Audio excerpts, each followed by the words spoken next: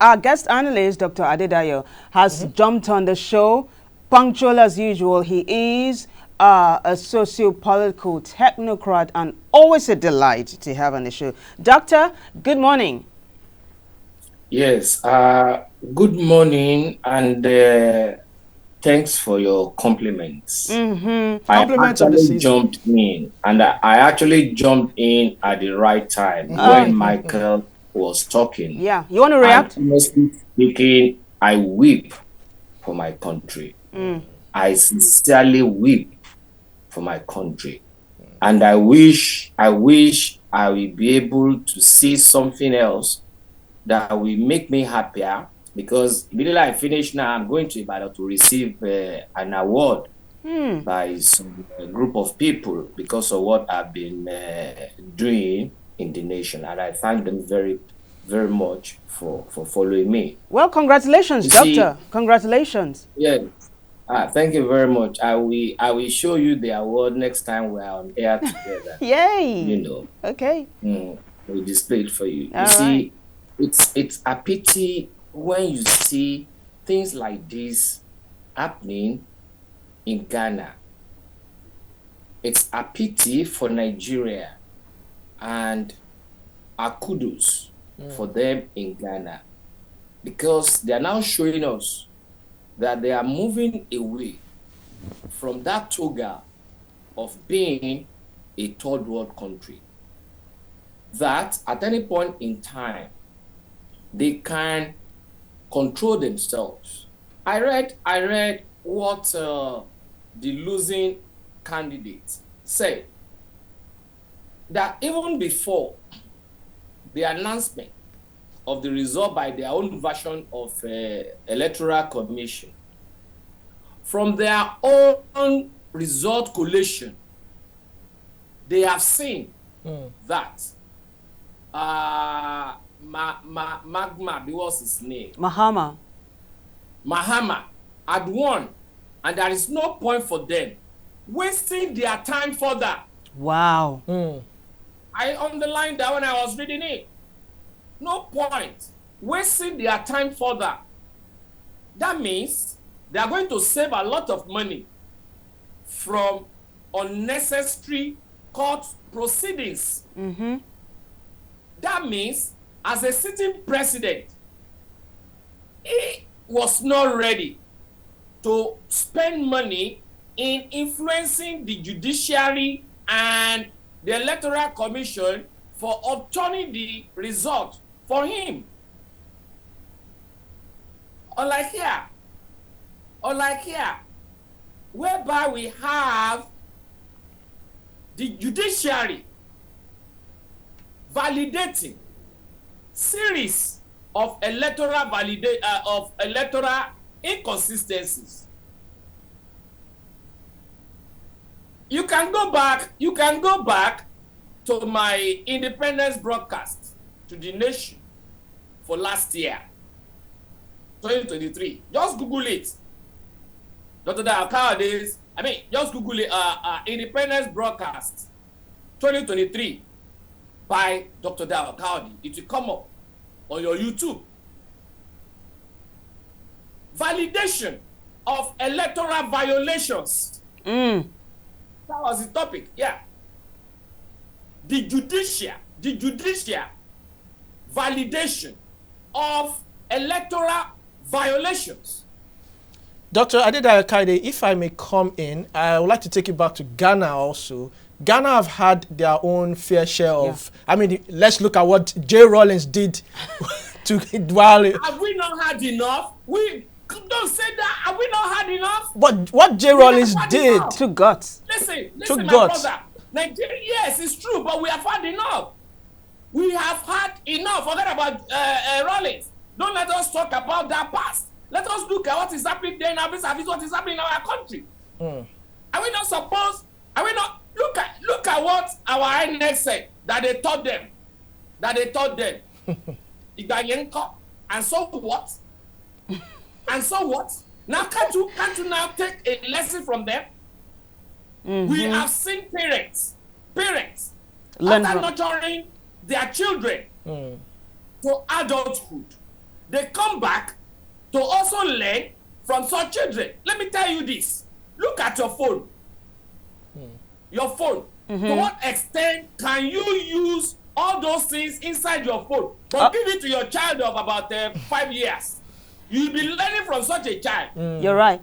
A friend of mine was just telling me last week, he said, Dayo, I wanted to remove something from my TikTok. He couldn't remove it, this and that. He now gave that phone to his child.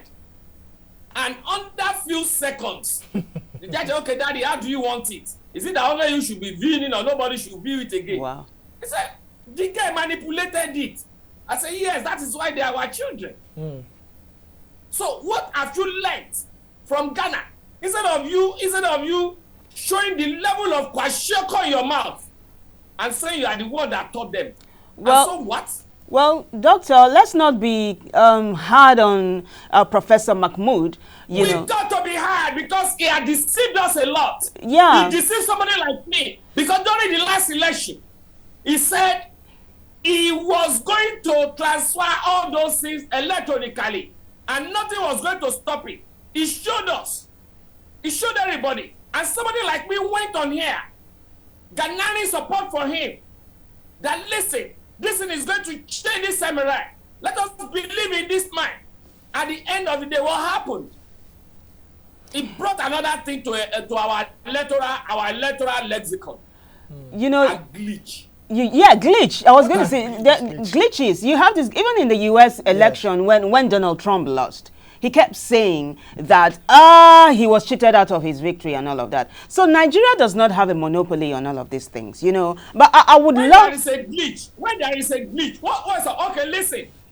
As we are now, if there is a glitch between you and me, especially when it comes to connection, what do? You stop the conversation and you let us say, please, let us quickly go on a break. Doctor? For you to be able to solve the glitch. Doctor, can you hold your thoughts? Let's take Michael. Let's take Michael again, Doctor. I'll come back. Doctor, let's just hold your thoughts. I'll take Michael and come back to you. Michael, welcome back. Go ahead. Is that a glitch? Michael, go ahead. I want to pursue towards the guest analysis saying. Hello? Yes, Michael, go ahead. Michael. Yes.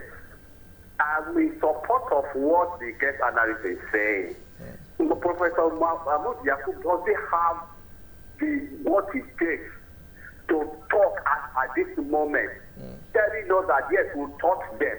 You cannot teach somebody what you cannot make to happen in your country. Yeah, Michael, but you see, you can make your observation like this without saying kwashiorkor in his mouth. That's what I'm saying. We can be hard but very civil. Yeah? I'm still being civil. Okay. All right, Michael, go ahead. Michael, go ahead, please. I didn't say was serving kwashiorkor, but it was a discipline. If I left somebody telling us, yes, we taught them. Where did they learn it for? Because it has not made it happen in Nigeria. Assuming this kind of thing has happened in Nigeria in the previous election, we say, yes, it has happened in Ghana. We will accept that to taught them. Out of 100% of election corrected in Nigeria by the INEC, 90% of it, they are in court. And you are telling us you taught these people how to conduct election. How do you want us to believe you? We cannot believe it because we are not seeing anything related to this, what happened in Ghana and in Nigeria. You know, you shouldn't be coming out to tell us that we taught them. All right. Even the 2027 we are waiting upon to come. We are not even sure that we can get this change we desire as Nigeria. Because of the body called INEC. And you are telling us that we think you taught them. All right. Michael, thank you so much. We appreciate your contribution. Doctor, let me quickly draw your attention to this story on the front page of the Vanguard. It says, anti-corruption war should begin from leadership. Guess who this is coming from? Former President Olusegun Obasanjo. What's your take on this, sir? You know, former President Olusegun Obasanjo is still our father. So I will not refer to his own statement, but make my own statements. That's a wise choice. And that is why I will also refer you to one of my write-ups. I don't know whether it's on YouTube, so I'm not too sure. I said the topic is a bewildered nation. A bewildered nation. Ditto. The connivance of the leadership against its people. That's the topic. A bewildered nation. The connivance of the leadership against its people. And how do I mean here? Part of it has to do with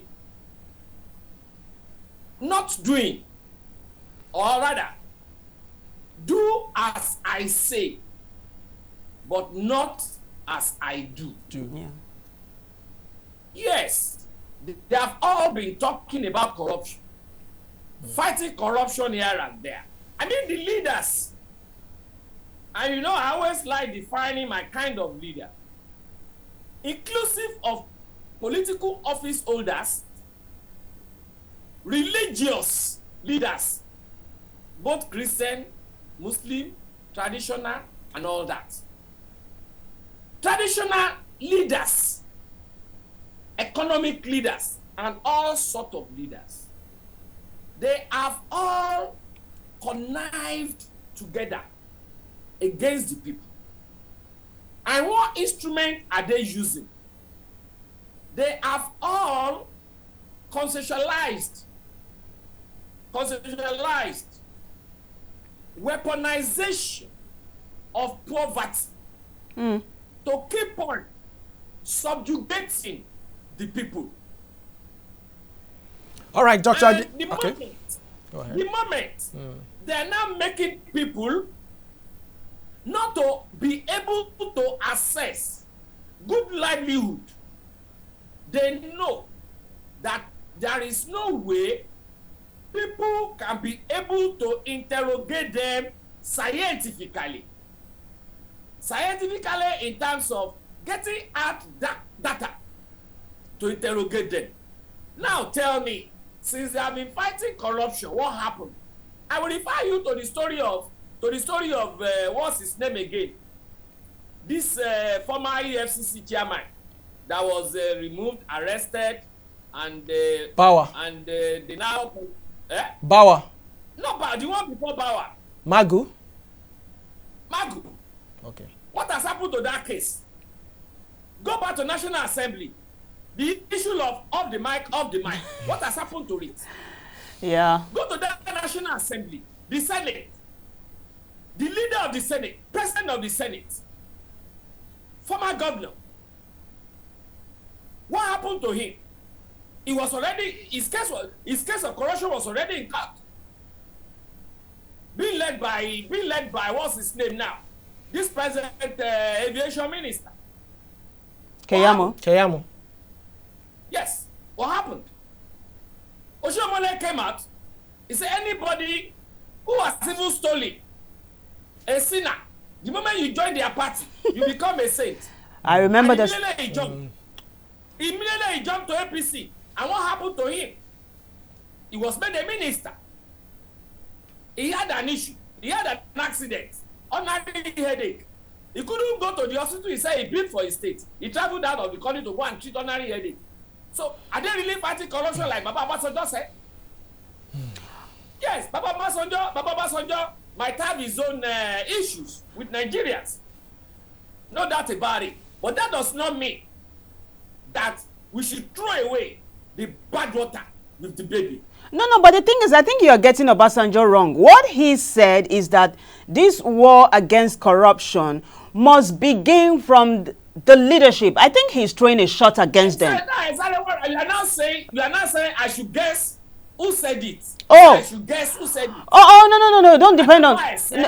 Yeah. No, don't just focus on that. We are talking about the statement itself, which I think. I decide not to focus on it. I decide not to focus on it. Yeah, I think about how they are fighting corruption. Are they really fighting corruption? Okay, let me also give you this. You remove fuel subsidy.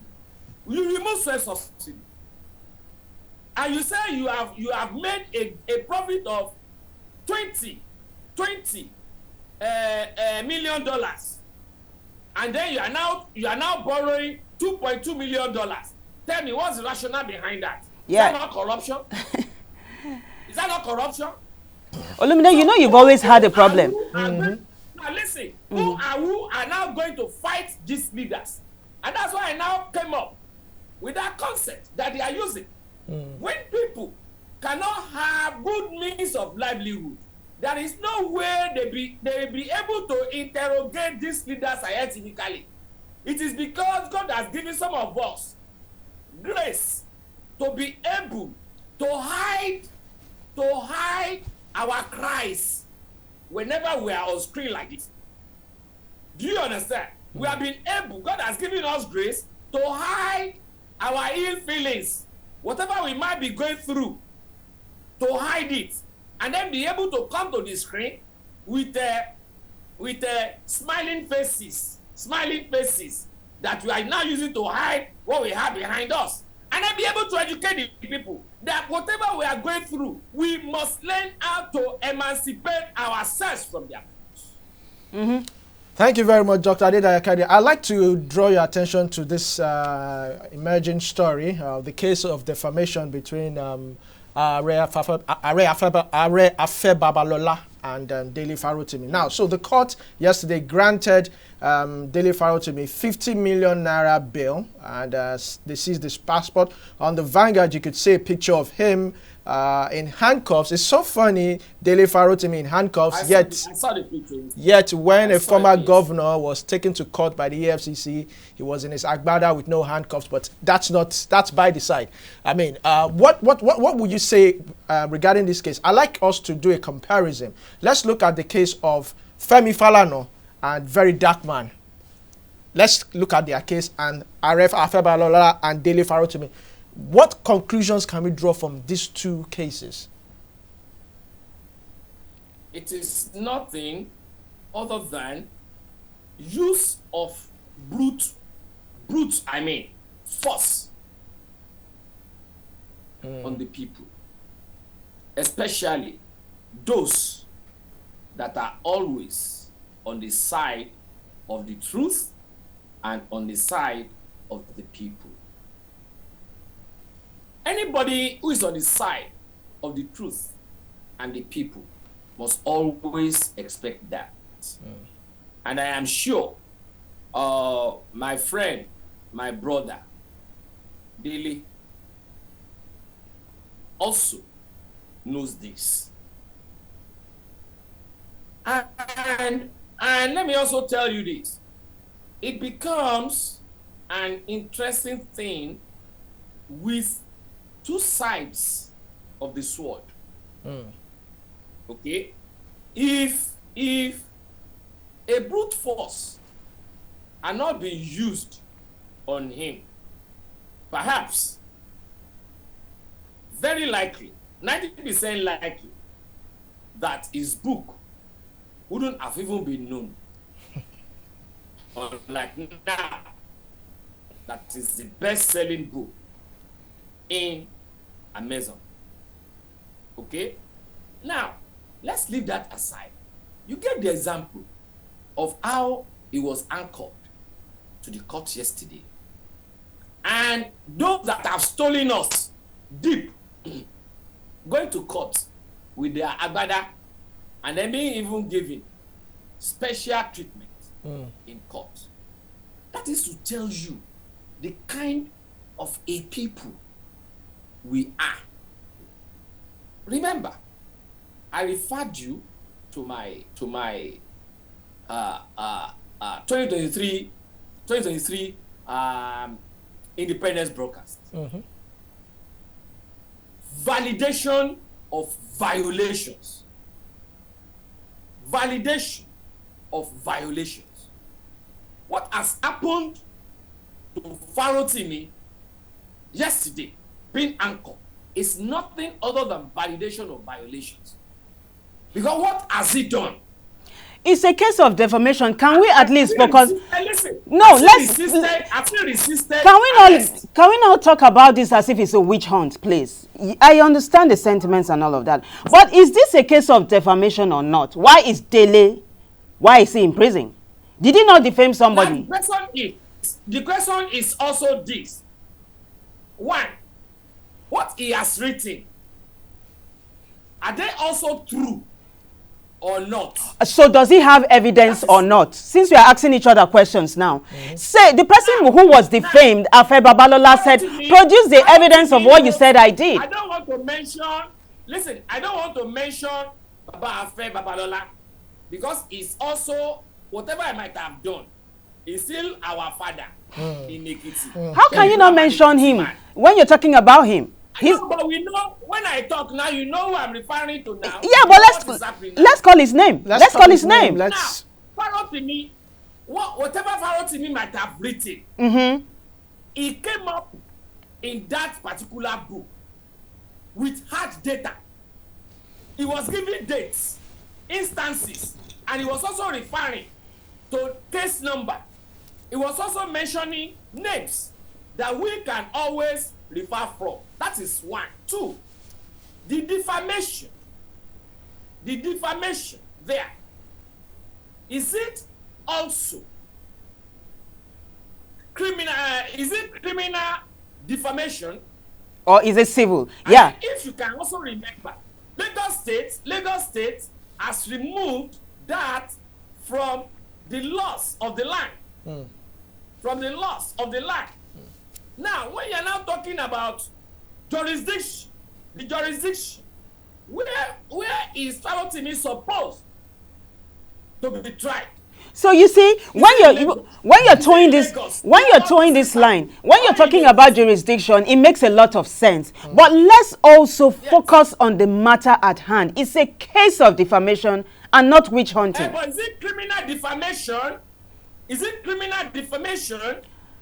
When it is not criminal defamation, how do you handle that according to the Constitution? So you already said in Lagos. You say in Lagos is not criminal, but in Ekiti, is it criminal? Is that why he was moved from Lagos to Ekiti? These are questions that legal practitioners should answer. The question is it legal? Is it legal to also move him from Lagos to Ekiti? That's a good question. Yes. Is it also legal? Do you understand? That's a good question. Yes. Issues that we need to look at. We are seeing a situation whereby a country's president was addressing the congregation, and it was being piloted with I think water or so, and nothing happened. Nothing happened. So why are we so arrogant? Yeah, but nobody wrote very damaging things about these presidents in a book. A book, it is everlasting evidence, everlasting testament. Where are you supposed to seek redress? And then what are the processes for you to seek redress? Are you following? Did you actually follow the process? Did you follow the legal procedures? Did you? There are procedures. There are procedures. That's It's not somebody that will run away. He's a public figure. Okay, go to court. As a senior legal luminary, what are you supposed to do? You go to court, and there are procedures which you yourself you know that you should follow. So who should you blame? Why arresting the young child? Who should you blame? It wasn't Chief Babalola that arrested Dele Farotimi. It was the police that arrested him. Who should you blame? The complainant or the police? It wasn't Afe Babalola that arrested Dele Farotimi. He complained. The police arrested him. So who should you blame? You know, doctor, we should do a part two. We need to wrap up, doctor. We need to wrap up. I would like to chip in something. Okay, please. There is no smoke without fire. Yeah. No smoke without fire. All right, doctor. Police never go to that level without being given instructions. Yes. All right, Dr. Adedayo Kayode, we really have to go. But in closing, there's something I would like to ask you in closing. You said Dele Faro to me, whoever is fighting for the people should expect this. So I would like to ask you in closing, it's a rhetorical question. You are also fighting for the people. So are you expecting something similar? But thank you very much. You see, I always say that there is nothing high. Dr. Kayode will not say, especially when it concerns the truth. Because since 2015, I have made up my mind to use the rest of my life to serve this nation. And I have never looked back since then. And that was even why these people are trying to give me an award in Ibadan today. Oh, and doctor, by the way, we wish you a safe journey. Doctor, we wish you a safe trip to Ibadan. And please enjoy the ceremony. And like you promised, please bring the award to High Impact so that we'll celebrate with you. On that note, we thank you so much for your insights. Well appreciated. And until we see you again, doctor, have a very blessed day. Thank you. Thank you very much. Enjoy the rest of your day. You're welcome. Bye.